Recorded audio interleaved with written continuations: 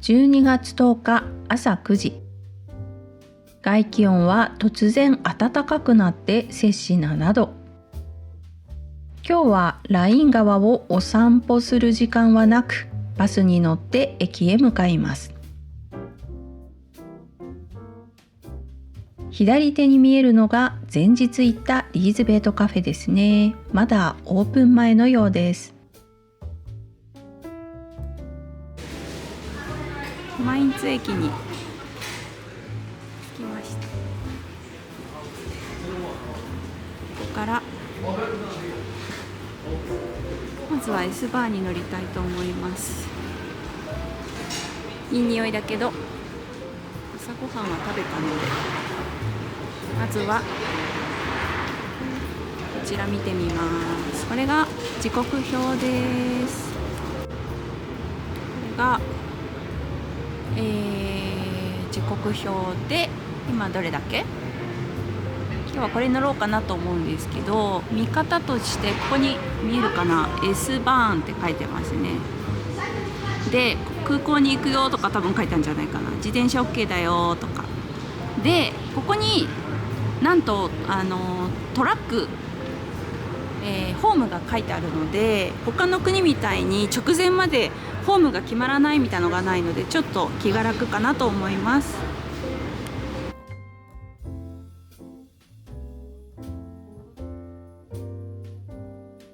マインツ駅はすっかりクリスマスモード。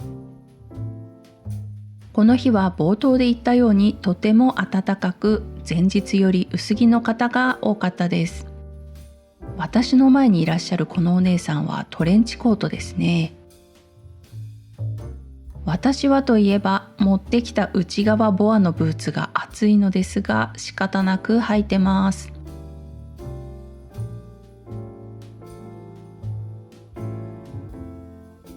一度上に上がって5Aのホームに向かいます。実際ホームに行ってみると、事前に調べた電車より1本早い電車があったので、それに乗ってまずはフランクフルトに向かいます。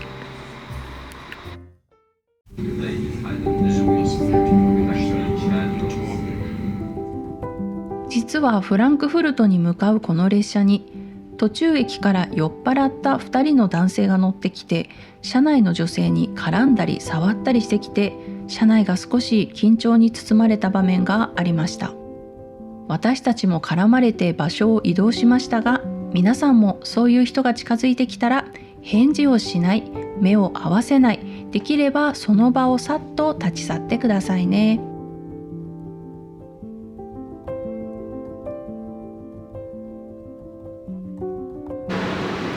フランクフルト駅に到着しました。ここから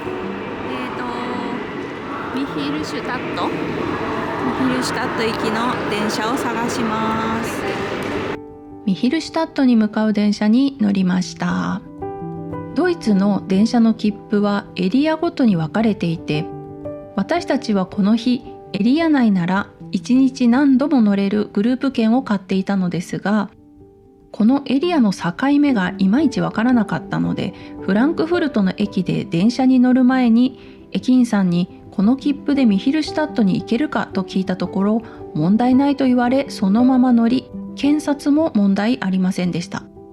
ですが帰りの電車の検察のお姉さんに、これはエリア外の件だと言われてびっくり。ドイツでは無賃乗車は罰金の対象ですが、今回わざとではなかったので、ごめんなさい、行きはこれで大丈夫だと言われたので信じてしまいました。どうしたらいいですかと聞くと、今回は仕方ないけど次回はちゃんと切符を買って乗ってくださいねと言っていただき、帰りの分の切符を車内で買わせていただきました。ですが本当はですね、高額な罰金を払うことになっていたと思います。今回見逃していただきありがたかったのですが、やはりこのエリア分けが結構難しいので、皆さん気をつけてくださいね。ミヒルシュタットに着きました。すっごく空気がいいです。ちょっとマインツもあんまり空気良くなかったんで行ってきます。街に入る前にミヒルシュタットについてちょっとだけ。ミヒルシュタットはフランクフルトを州都に持つヘッセン州のオーデンバルト地方にある中世から続く町です。森と丘に囲まれた自然豊かな場所に位置し、初めて歴史上に現れたのは紀元741年。未だカール大帝が治める時代の文書にミヒルシュタットが登場します。8世紀にはキリスト教布教の拠点として重要な場所でもあったフルダ修道院の所有地となり、12世紀以降は都市として発展し、私壁や城館が整備され、領主エアバッハ伯の本拠地ともなりました。現在人口約1万6,000人。ラートハウスと呼ばれる町役場の建築に代表される16世紀から17世紀に建てられた木組みの家々によって中世の雰囲気がそのままに保存されている美しい旧市街で有名です。ドイツで最も美しい木組みの町の一つとしても知られているそうです。さて、駅を出るとこのように天使の木像が順路と書かれた札を持って立っています。寒い中、お仕事お疲れ様です。旧市街までは徒歩10分の近さ。ところどころに立っている天使に従って歩くとあっという間に到着します。この日は日曜日ということもあって、やはり旧市街の外のお店は大方閉まっていました。とある中庭でミヒルシュタットの象徴木造ラートハウスのミニチュアを発見。この中庭は現在ではウェディングショップとして使われているようですが、奥に進むとこの地方独自の木工の粋を凝らした17世紀の建築を見ることができました。この壁の木組みの模様はシュヌル・シュナイデライという職人技による装飾だそうで、模様にもそれぞれ意味が込められているそうです。そしてこの上の壁に敷き詰められた鱗状の木片は、調べたところ森に囲まれたオーデンバルト地方に昔から伝わる雪や湿気から家を守るための伝統的な技法だそうで、ホルツシンデルンというそうです。この後の動画でもたくさん出てきますので、ぜひチェックしてみてください。ここもそうですね。いろんな形がありましたが、この鳥の尾のような形が一番多かった気がします。また先ほど言ったように、この地方は森に囲まれているため木工の技に長けているそうで、ミヒルシュタットのクリスマスマーケットではこのように木工技術で作られたドイツの伝統的玩具が等身大になった飾りで知られています。ホームページによると、地元の木工職人学校の生徒さんたちの作品だそうです。さすがマイスターの国といった様相ですね。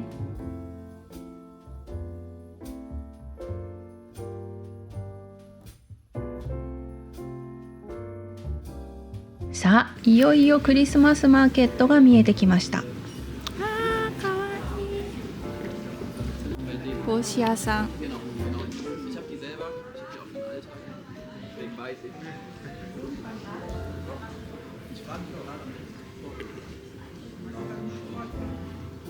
すごい日曜日だからかわからないんだけど、すごく静かでなんか厳かな感じでいいですね。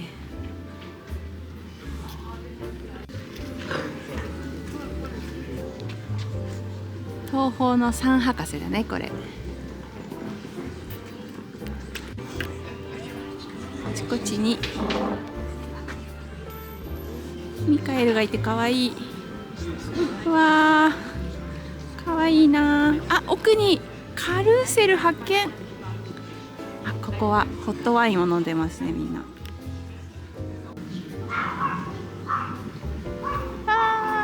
わーしか言ってない。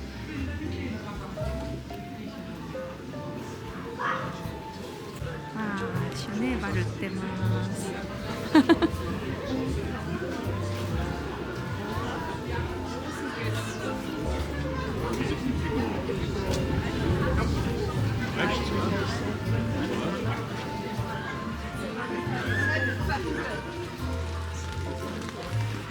くね甘くていい匂いがする。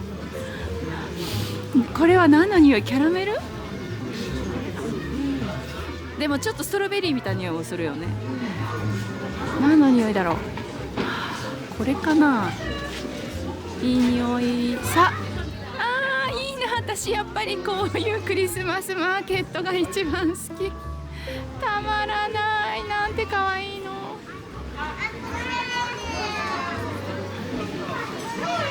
で、街の中心部の噴水、一応水出てるね、ここ。夜電気がつくのが楽しみだな。さて、先ほどのミニチュアの実物、街のシンボルでもあるラートハウスと呼ばれる市庁舎が見えてきました。この建物、なんと1484年に建立されて以来、戦火も逃れて今に至ります。古いだけでなく、まるで絵本から飛び出してきたような愛らしい外観のため、ドイツで最も可愛い市庁舎の一つとも言われているそうです。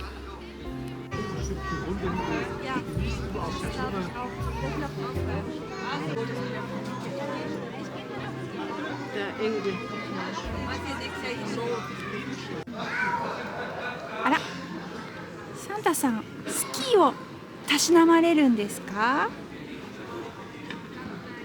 かわいいね。ちょっと空いてるな、お土産物屋さんね。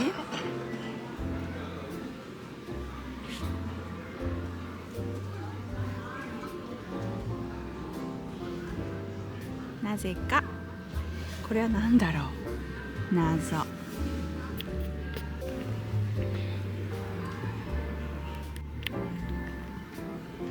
ぱり壁がこうなってるね、皆さん。とっても可愛い。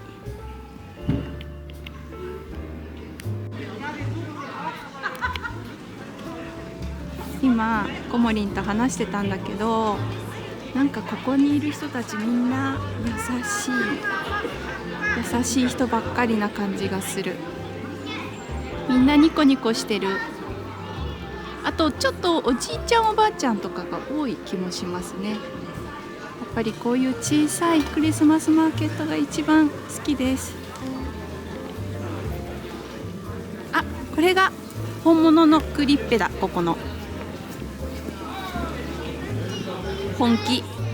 そうね、まだ生まれてないからね。大抵クリッペは24日の夜中、25日になるとここにキリストが登場しますので、今不在ですと。ノンゴットって書いてありますおかしい。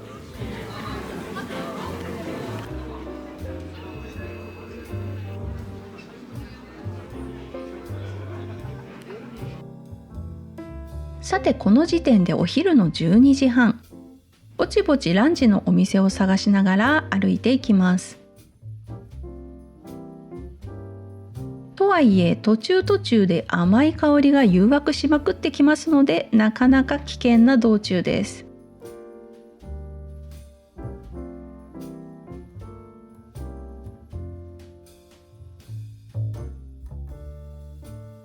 気になるお店を発見。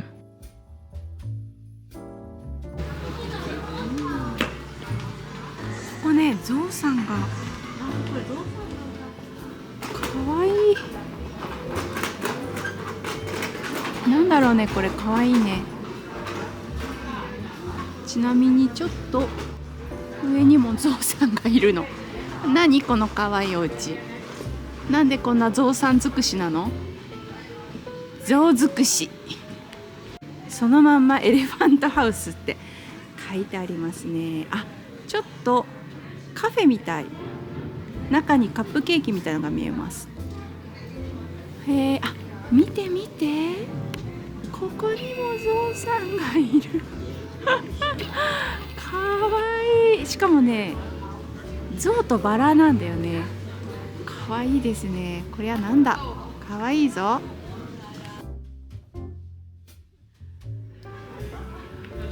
この上の窓のあたりとかに行ってみたくなっちゃうね。あったかそうね。ここ何事だろうね。カフェとのことだったので結局誘惑に抗えず、ここでお昼を食べようとお店に入ってみましたが、甘いもの以外があまりなかったので、すごすごと退店しました。ですがとても居心地の良さそうなカフェでしたので、お近くにお寄りの際はぜひ。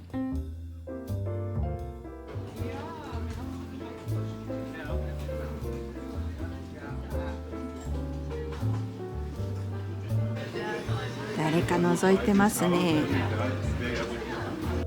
本当にこの壁が独特で素敵。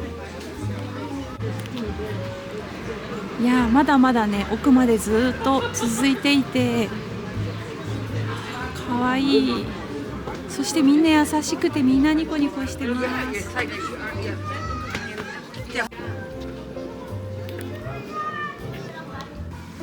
あ、ここはもしかしてなんかホテルか何かかな。ちょっと見てみます。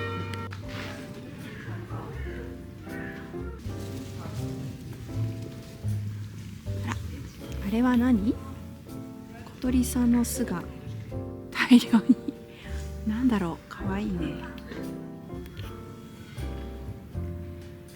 ここはなんかレストランみたいですね。ツムガルテンバウム、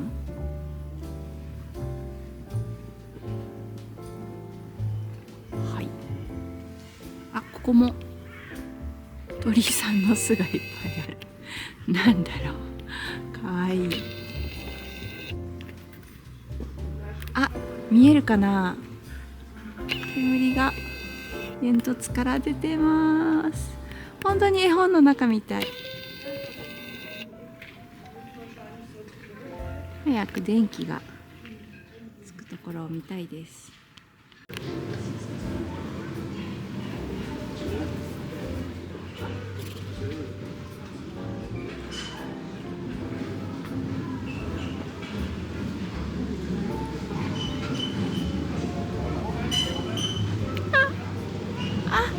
記者さんがいます。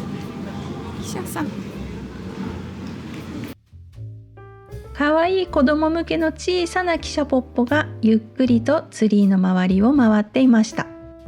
私も子供だったら乗りたかった。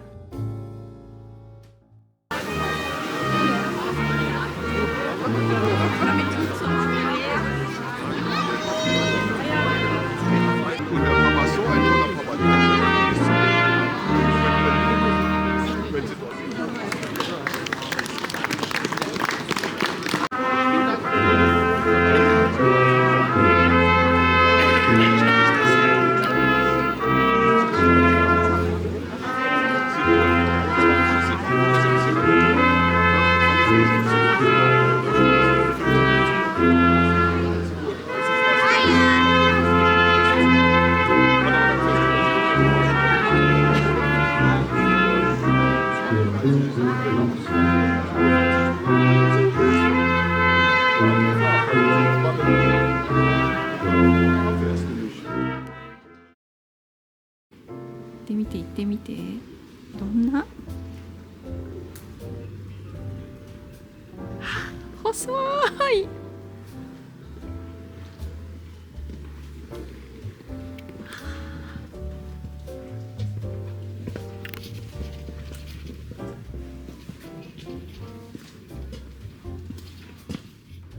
わあ。あ、抜け道だった。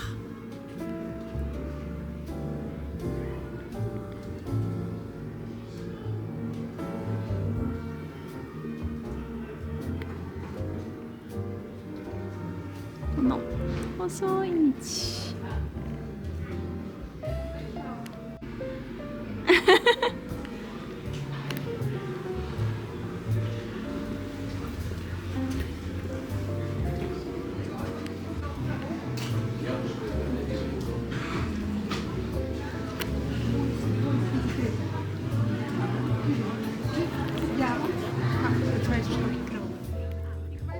ここはケラーレイホフというお城の中にある小さな中庭のような場所で、小さいながらも手工芸品などの屋台があり、また広場に面した博物館の地下でも手作りのものだけに特化したマーケットが開催されていました。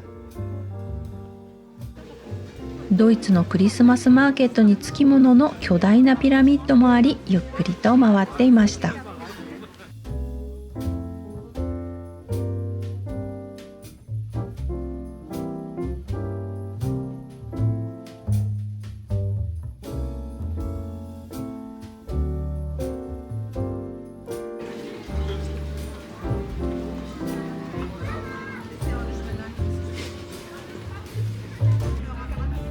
散歩の途中でちょっと覗いて気になっていたお店に戻ってみます。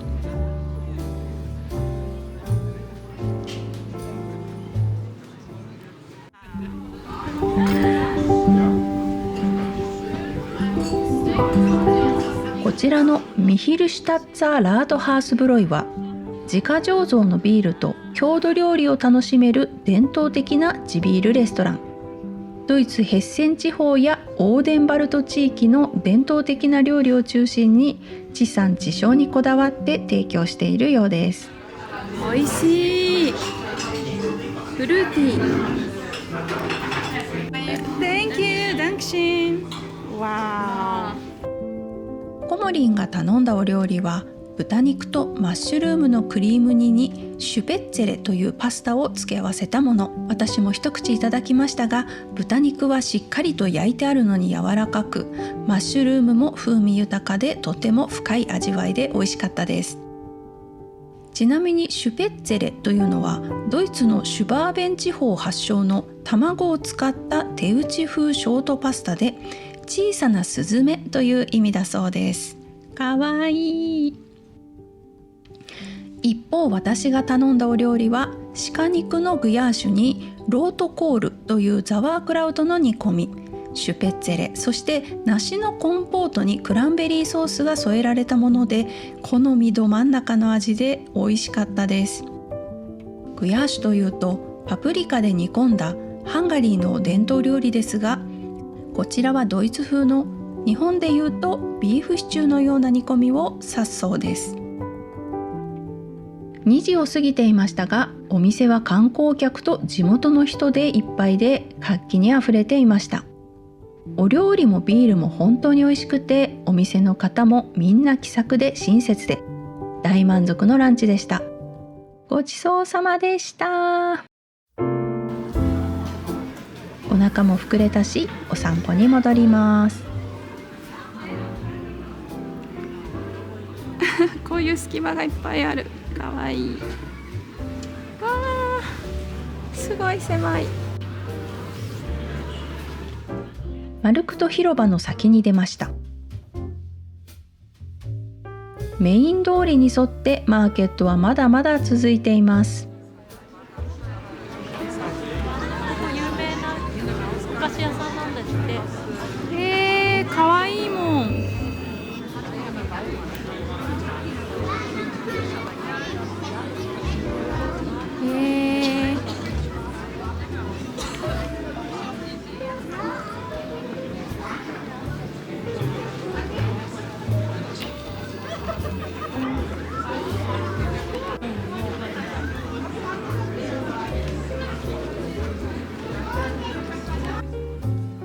ところで皆さんお気づきでしょうか。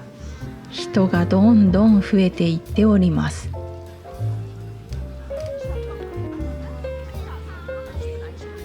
もともと人混みがあまり得意でない私とコモリンは、静寂を求めマーケットの混雑から離れるべく城壁の外へ出てみました。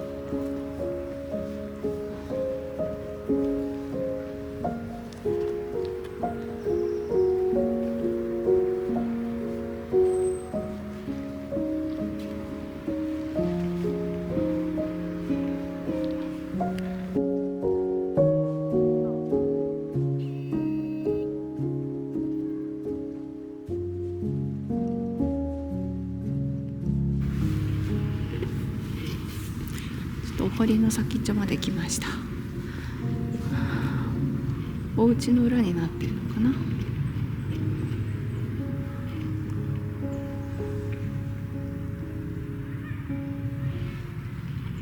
れがミュージアム、さっき見た広間の、広間にあったミュージアムの裏側で、ちょっと後ろらしくお堀があります。そしてここからなんか降りれるようになってて、なんか地元の人がワンちゃんの散歩にみんな来てますね。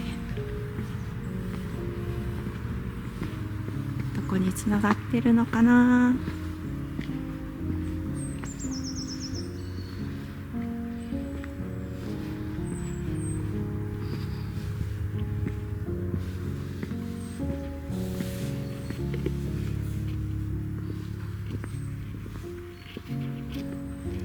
すごく静かすごく静かでいい、素敵です。ちょっとイギリスの田舎にも似てますね。ここからなんか結構往来がある通りに出そうです。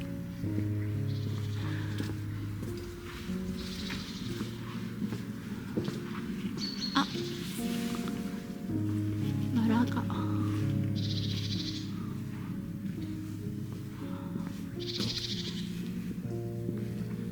これは鳥さんの餌台かな。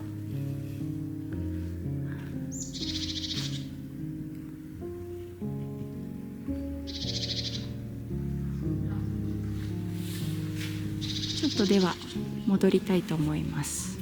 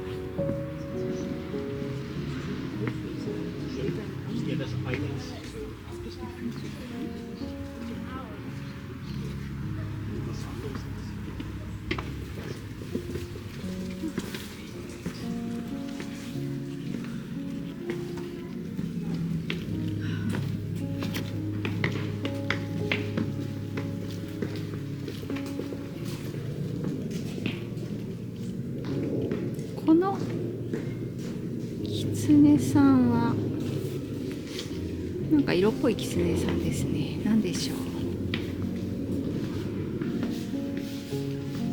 鳥さんが来たようです。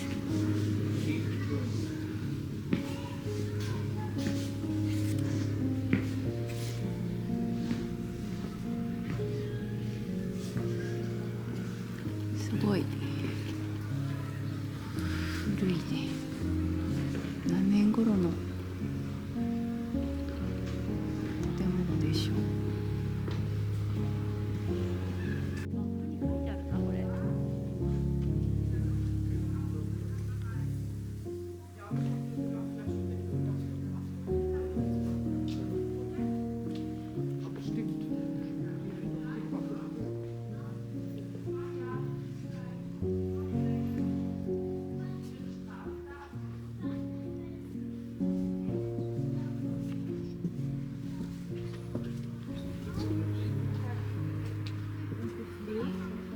戻ってもう一方の入り口からも入ってみたいと思います。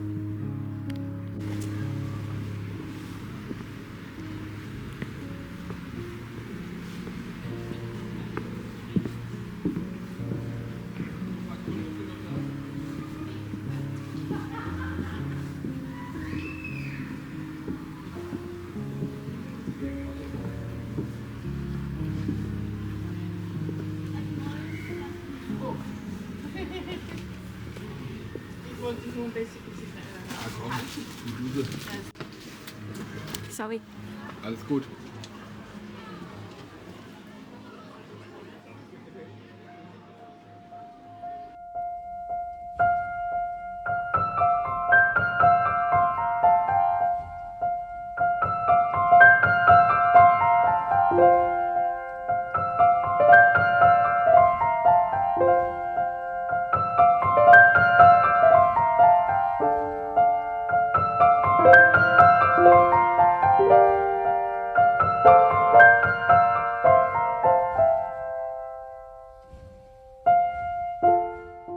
お城の中庭ケラーレイホフに戻る頃には小さな明かりが目立ち始めていました。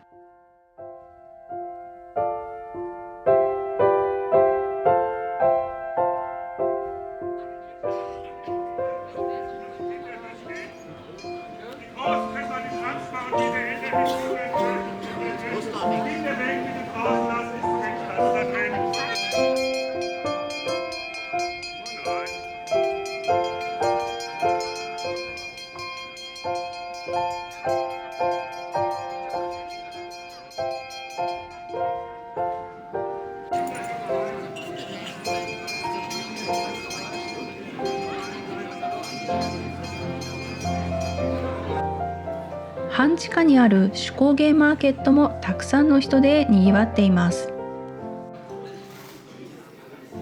あ、ドイツでよく見かけるくるみ細工、素朴で可愛いですね。広場を出てみるとどの通りも人でいっぱい。個人的な感覚ですが、夜になるにつれて若者が増えていく気がします。ドイツは法律によって日曜日はお休みというお店が多いので、若い人が日曜日に誰かと出かけたり食べたり飲んだりするのにクリスマスマーケットはうってつけなのかもしれません。ちょ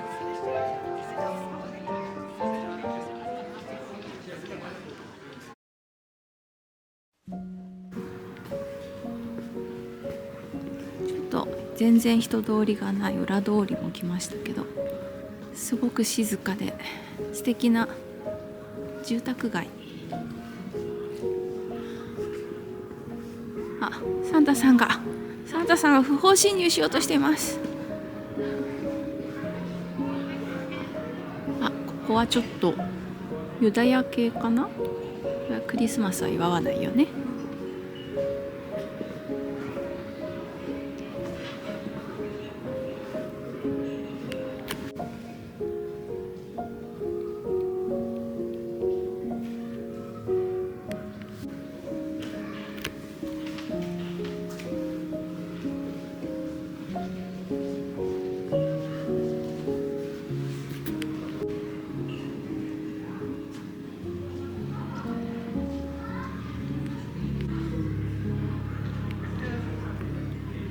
さっきユダヤ系のお店がありましたけど、ここはシナゴーグ。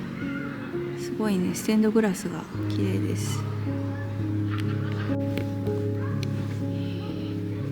っきのお家は国防軍の宿舎として使われていたとコモリンが調べてくれました。ここはなんかな、もしかしたらジャムを売ってるのか。ジャムを売ってたんだ今の。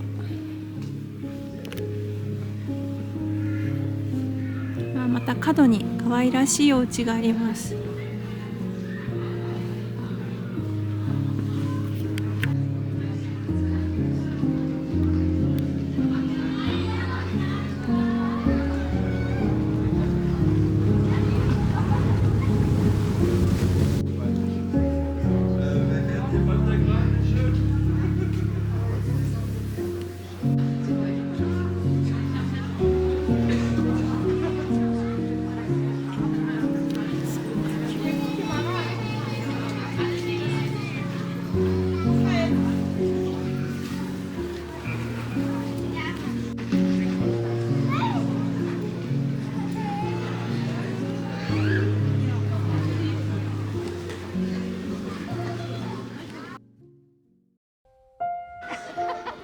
マーケットに戻るとお昼にあった東宝の3博士の像もライトアップされていました。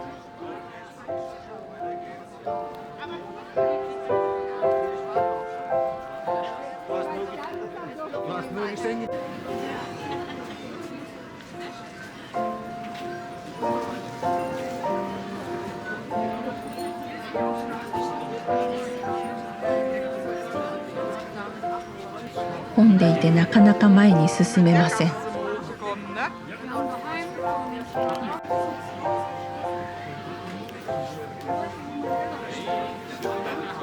そのまま押し出されるようにしてマルクト広場へ戻ってきました。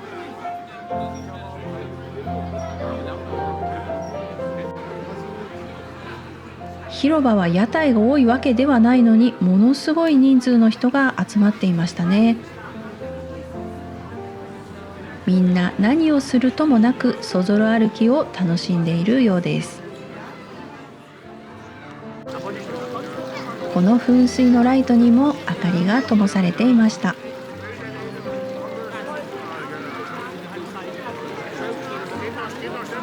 てっぺんについている大天使ミカエルの像が静かに広場を眺めています。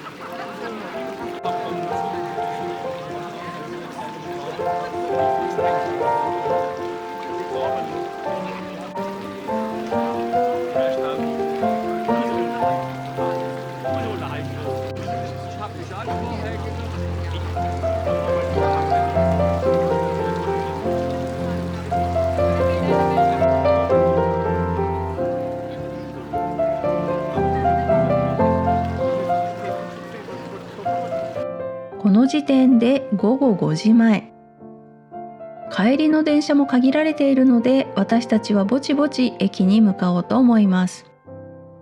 私たちが帰っていく一方で、地元の方々は続々と集まり出していました。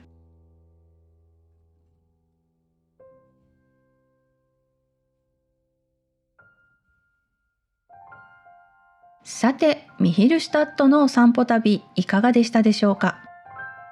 マインツから片道1時間半と近場でありながらも、全く違うのどかで歴史豊かな一面を見せてくれたミヒルシュタット。